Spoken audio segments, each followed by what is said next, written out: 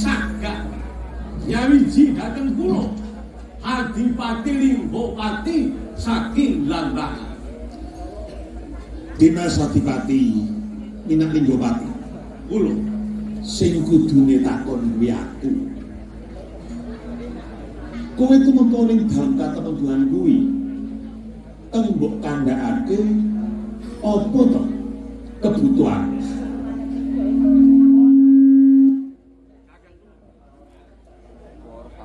Kula sampun matur wangsul wangsul. Kula sampun matur wangsul.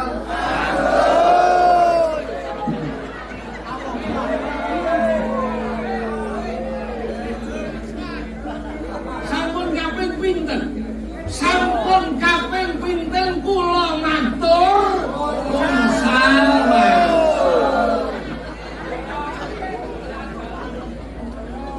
Panjenengan kula aturi nyawiji kalian Bu. Kalian kanca-kanca kula sedaya.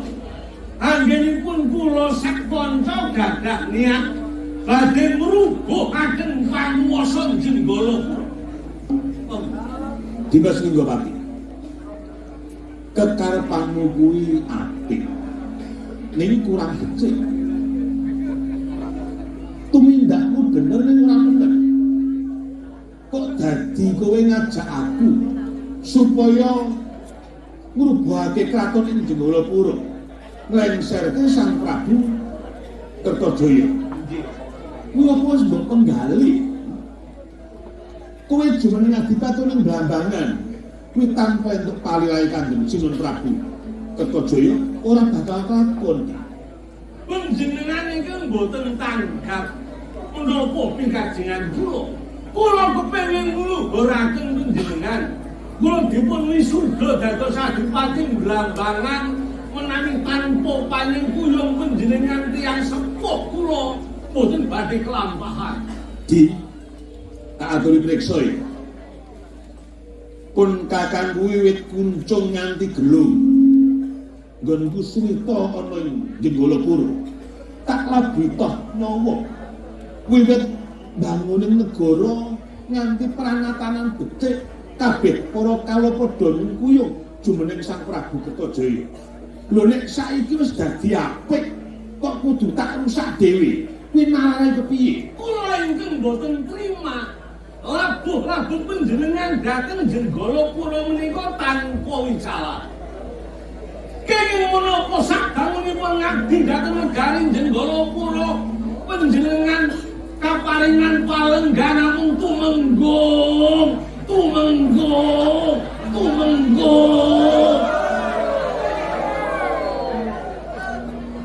Mbok menawa sira durung priksa. Siji pastu loro jodoh telu derajat pangkat. Wis sing ngurebut ngurbeng kuwasa. Dadi pun kakang dadi tumenggung ana ing Jenggalapura. Kuwi aku wis trima. Lan aku wis nampa kocak akeh banget saka ngersa dalem Sang Prabu Kertajaya. Menika pemanggihipun Kang Mas Tumenggung menika penemu sing paling kuno. Penemu lawas boten wonten undhak-undhakanipun. Sakjane urip dadi tumenggung, apa-apa percaya karo Sing Maha Kuwasa. Apa-apa percaya iki mung paringi Sing Maha Kuwasa. Ingkang kuwasa niku ya awake dhewe para menungsa niku. Lah iki karepmu nggon ngene iki. Kowe ngandhake yen pun kakangku wong kuno, wong sing lawasan. Nggih. Bocah saiki nek ora ana wong kuno, ora bakal bisa pinter. Mergo ora ngerti pengalaman. Mergo sing tuwa kuwi sing wis warep mangan asine uyah. Akeh pangertene dadi bisa dilunturake dening para kanoman kabeh. Yen para kanoman-kanoman adem sukawruh marang sing tuwa ora bakal bisa tumata. Namung para wirane meniku nggugu penemu lawas. Sing mau melarat sakjeke ya melarat. Sing mau miskin ora bakal bisa sugih. Apa-apa men takdir, apa-apa garing sing mepesken, boten budidaya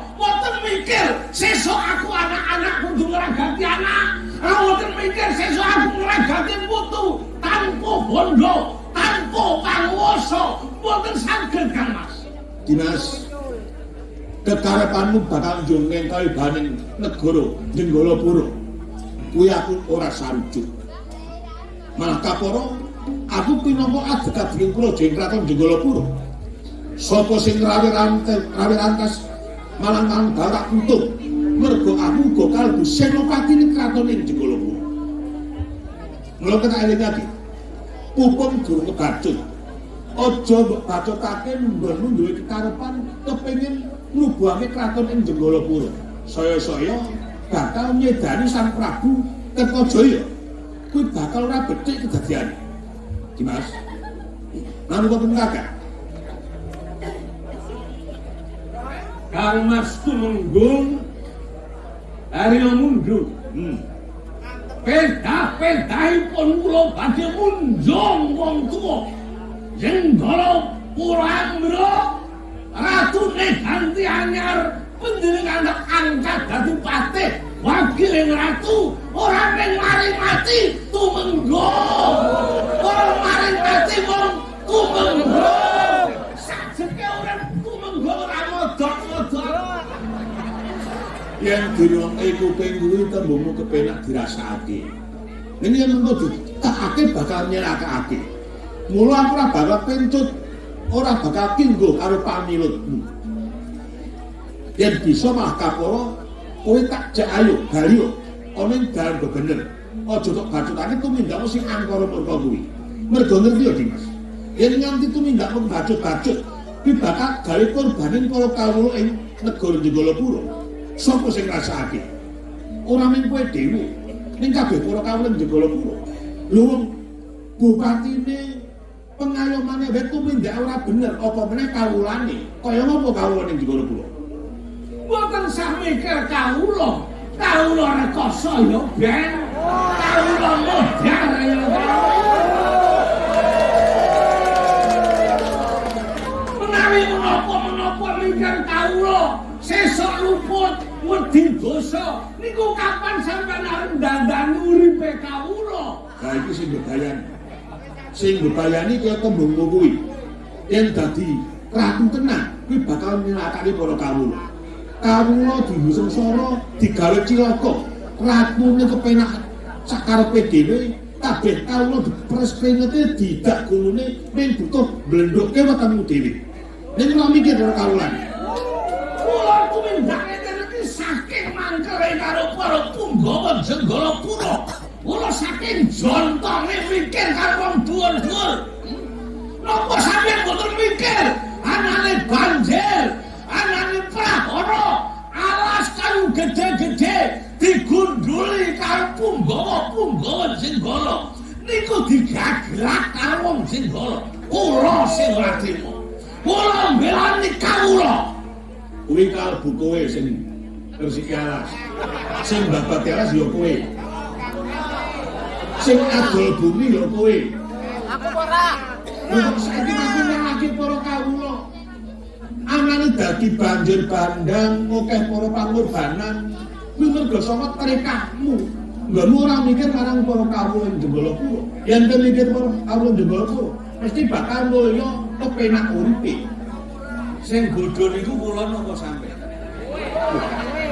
Ayo sami gore kayu gundule gunung supaya gunung niku ajur dadi datar kena dienggo gawe omah para kawula sing jembar ora mung padha ngontrak nyewa mesake utek kula utek pimpinan ngerti mboten? Ayo kowe negori wit-witan ben supaya datar supaya apik. Ning nyatane ora mbok nguripi para kawula sing padha sengsara uripe. Saiki kasih nyatane. Sarane omahe para kawula kae isih gedhek tembelan. Isih ana sing omahe doyong durung bisa jejeg. Ning omahmu kepiye? Magrong-magrong susun pitu. Nggih. Isih jerone. Kuburane akeh. Lho kok nyalahke para kawula? Kawula omah gedhe dobolong niku pamrih kula uripe ben waras. Waras. Mergo kena angin. Nggih. Nek omahe kelapeten, awak kurang kena angin, kurang kena soroting srengenge, lha niku dereng wong niku do ora waras. Kula kepengin kawulku waras. Omah gedhe wae malah luwih sehat, luwih waras.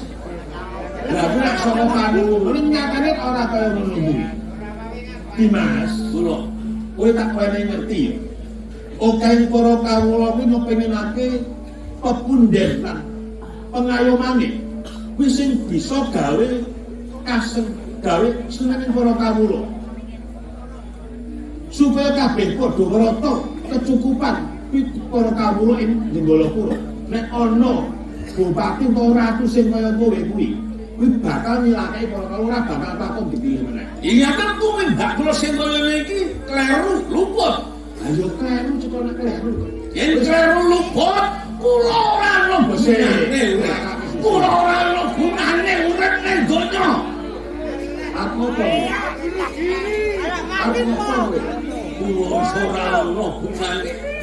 Kula dadi adipati sing ora iso ngayomi kawula, ora iso gawe omah apike para kawula. Kula gawe sing sarane kawula. saiki takono wong sakmene iki, kawula ing Jenggolapura. Kowe iki wong apik apa wong elek? Ben dhisik kami.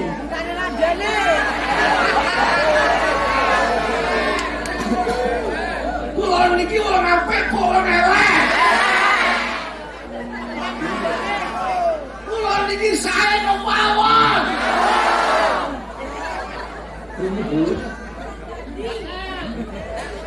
Niku nek tiyang semanten iki jujur kabeh. Nek ana muni sing apik mesti padha ngrana sik. Sakniki enten to? Piye? Katene bangsa urip ora ana gunane yo. Kula manfaateni. Kula manfaateni mawon Kang Mas. Apa nek wis mati nganggo pusakamu dhewe serabung bentaran. Perkara rampung ya luweh, ora ya luweh. Sing penting mripat kula ngerteni kahanan. Dimas Linggopati, Kula wong mati kuwi ujaring para pinteran para winasis. Kuwi dipirang 3 perkara. 1 pati pataka, 2 pati patitis, 3 pati sampurna. Kan tegese pati sampurna kuwi patining para pinter, para pendhita utawa wiku sing wis ngerti sadurunge ngarah. Kuwi patitis. Pati sampurna kuwi patine Senopati Agung sing maju ana ing papan perangan. Gugur ana ing najaning palagan. Asmane Gandane Ngarung kuwi tegese pati sampurna. Sampurna mbelani bumi Lagedi. Tengkungkasan kaping 3. Pati Pataka. Ya kaya patimu kuwi. Pati wong sing nganggo utawa bunuh diri. Kuwi pati Pataka. Monggo sukmamu ora bakal tinapa dening ngerson Gusti Allah. Sukmamu bakal lambrang. Yen mlebu ning kayu ya dikayu sangar, yen nemplung ning waku ya diwaku sing gawat. Selawase ora bakal diprapura dosa sing gedhe. niku sing kula goleki. Nek kula mati pataka, sukma kula, roh kula, nyawa kula ora iso bali ning sintaring sukma, kula dadi penghuni bumi. Kula dadi demit, kula dadi setan, kula sing dadi pimpinan ning Parangkusumo.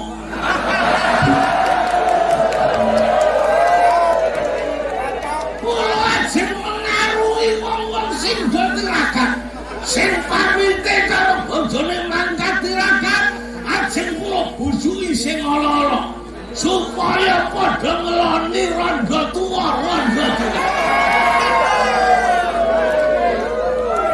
Lah wong sing mbok bujuki kuwi rak wong sing ora duwe iman.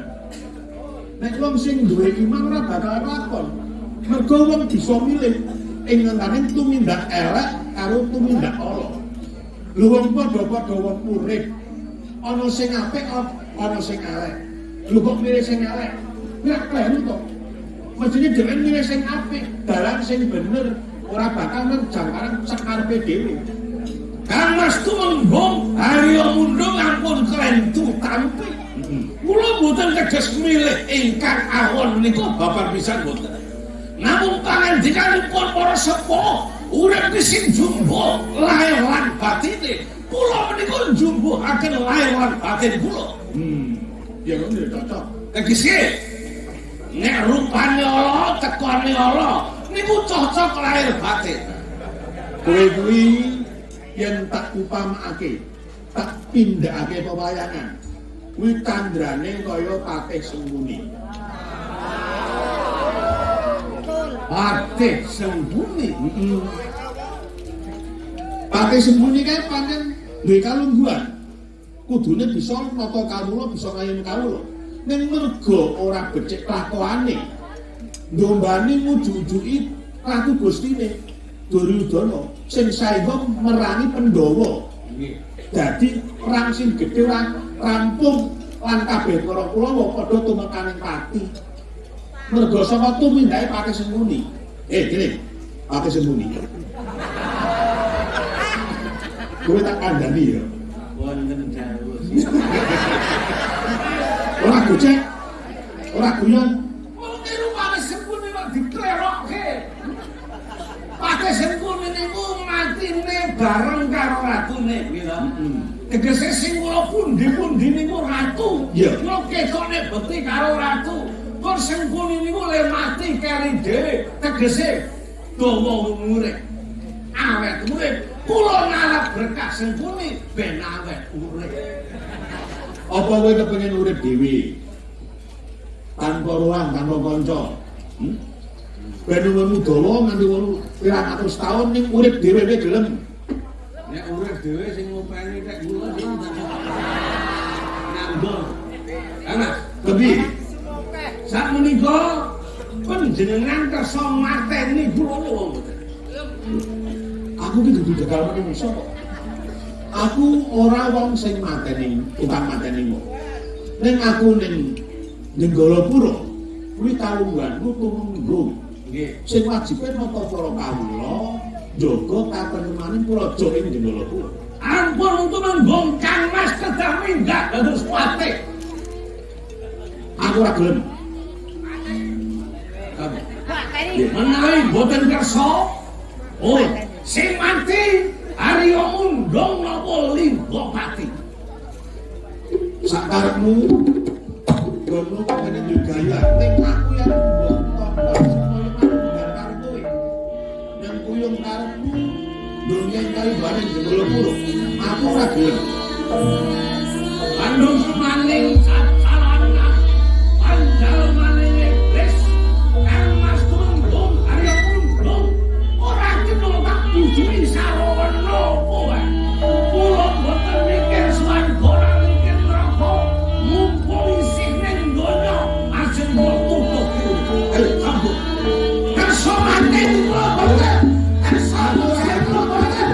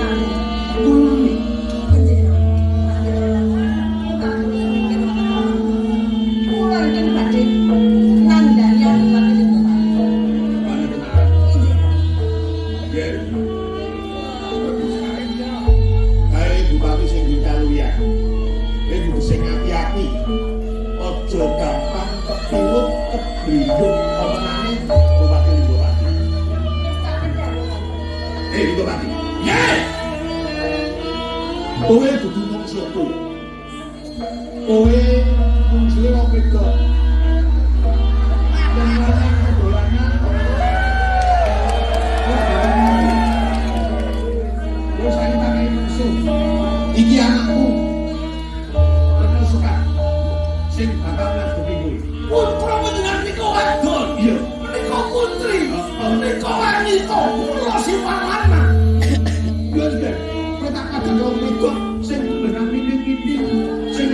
jare sing dulungan mendo-mendo. Ora Panjenengan yo anak sampeyan panjenengan kula. ora ngono.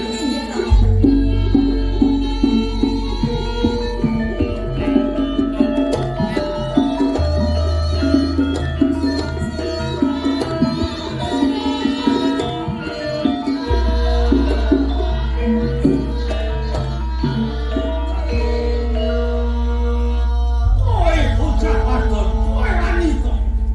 Kowe putrane Arya Mundu. Sopo aran? Retno Sekar. Nari panjenengan badhe miloro tiyang sapa kula ingkang badhe milani. Kowe bilani wong tuamu, aku wis ngajar pusaka Kanjeng Kyai Tundung Tuyul. Kula biasa mereka diberi wanita nanging kula bisa olah kridane gegaman olah kanuragan. Yen ngono kowe wanita prajurit, yen tak suduk nganggo pusaka, terus tak ubengake tak undurke peluk. Panjenengan sampun ngrenake dhateng wanita. Kula ugi gadah kanuragan olah ketrajan mira panjenengan kali kula monggo ing papan mriki diteter-teter dayane kula napa panjenengan sing mati ing papan mriki. Ayo. Kowe kuwi waras apa kesurupan? Pripun? Aku iki wong lanang kuwi wong wadon. Sekira bandane wong wadon.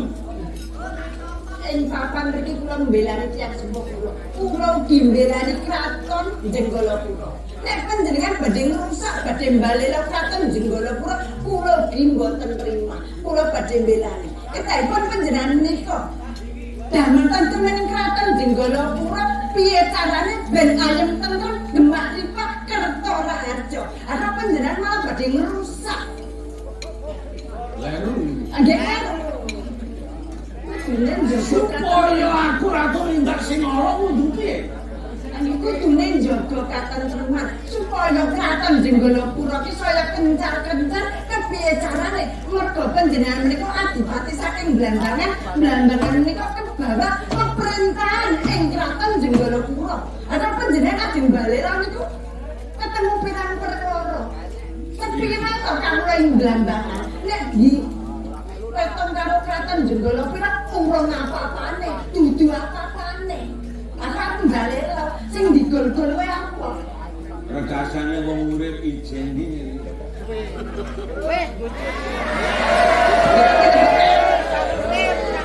Jenengan tetep badhe milana wong tuwa kula badhe balela wonten kraton Jenggalapura.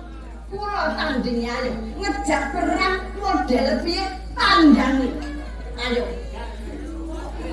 Aku bareng krungu tembungmu yang lan pasoreanmu kok ndur kelingan bojoku sing mati. Napa pripun?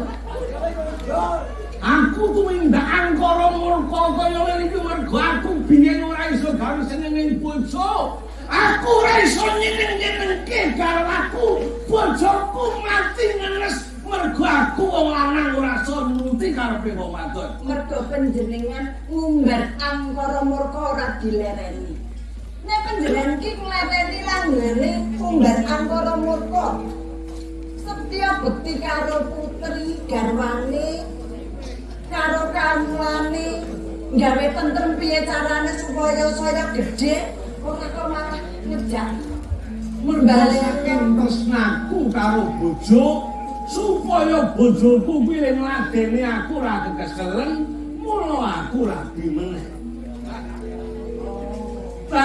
Rabi meneh ora kepengeran, sulaya terus. Wong wadon bojo mbok enom ora ana sing duwe tekon apik. Mumpetku nek kene iki, pusingku nek kene iki mergo mikir bojo. Nganti aku saiki urip ijen tanpa bojo. mergo panjenengan jejering piyai kakung ning ora duwe adeg-adeg. Ora duwe iman sing apik. Duwe ora. Ngumbar angkara murka. tresnane mung kepengin ngrusak kabeh para wanita. Nggih mboten. Duni Mas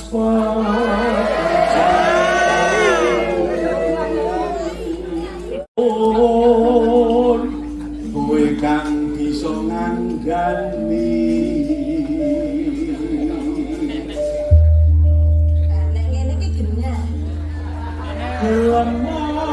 nulungi aku Kulo wis kang suwe dadi duda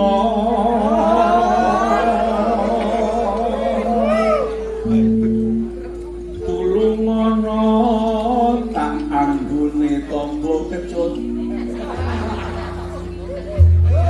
rakitan sak blerengan esemu sira wong manis Kanjeng Adipati.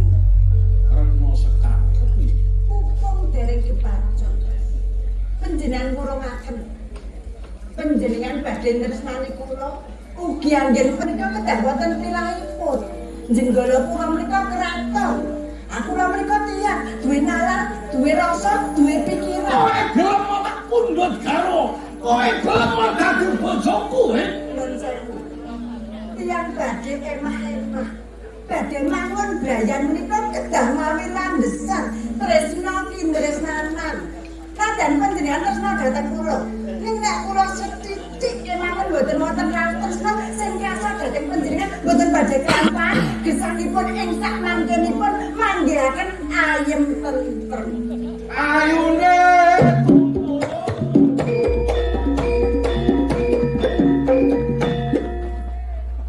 dasar manis ayu lembut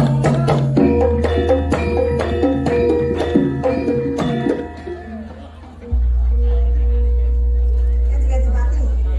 Panjenengan menika mboten mingsen pripun to? Panjenengan menika dipati ing Blambangan, disembah kabeh kamula ing Blambangan, Nara Praja ing Blambangan. Kok lekas panjenengan kaya jatilan iki lho. Apa ora isin? Adile pati kaya ngono ndah kawulane.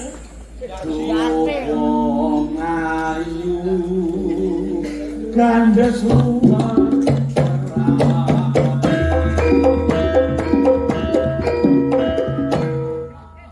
Wis angel.